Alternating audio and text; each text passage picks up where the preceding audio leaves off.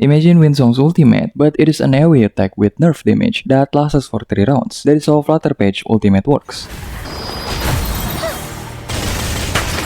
But that is not what she is about. In the previous video, I misunderstood her passive, thinking that it may be a bug, and the effects are locked behind the 2 Eureka. But thankfully, many pointed out my mistake in the comments, so thank you for that and sorry for the miss. Now, the way her passive works is that the Eureka consumption is only for the additional damage, so the second and third effect will remain in effect as long as you meet the required gas stack. And if you are wondering, the damage with and without her force field is pretty big. That is if you can maintain a high gas stack.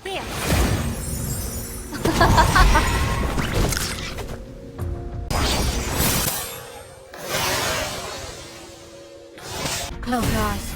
It will all be over soon. Long ammunition and occasional indulgence.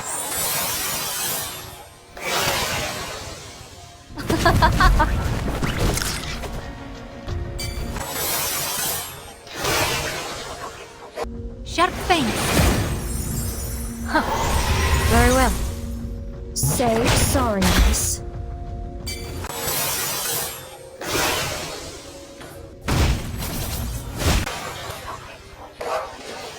As for the crit and C damage lines on her third effect, this refers to the ally who performs the follow-up attack itself. But to give you the perspective, here we're going to see the damage difference between having a 16% crit and not.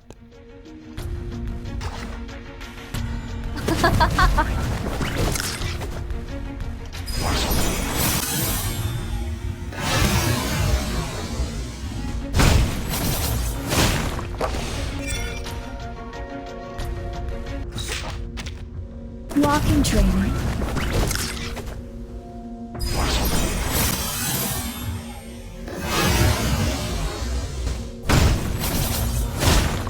The damage difference is pretty huge, and this is why Lopera is the best fit for Flutterpage team thanks to her array. Also, unlike the other Access Crit mechanic, Flutterpage force field doesn't seem to be affected by confusion debuff. So yeah, you want to have the crit on the ally themselves. Now, to maintain high gas stack, if the content hits you much, then go with J. But if the content doesn't hit you much, then go with Nala. Simply because Nala is the non-J character that can provide more than 3 follow-up in just 1 round. Another thing I want to point out is that Babel's follow-up or any follow-up does count as an action towards the gas stack. So more or less, the team looks like this, where every follow-up Arcanist thinks the same thing. Last but not least, Flutterpage additional damage is not a Genesis damage, it is just your regular reality damage indicated by its special yellowish color. Now, since her additional damage is not a Genesis, Incantation Might pattern would be the best for her. For her Resonance build, try to solve as much attack, crit, and C damage, mainly for her additional damage. Some HP is also nice because she's really squishy. As for the psychube, her own cube would be the best for this 2.3 patch, but since I'm currently broke, alternatively using the Old Silent and Adoring works.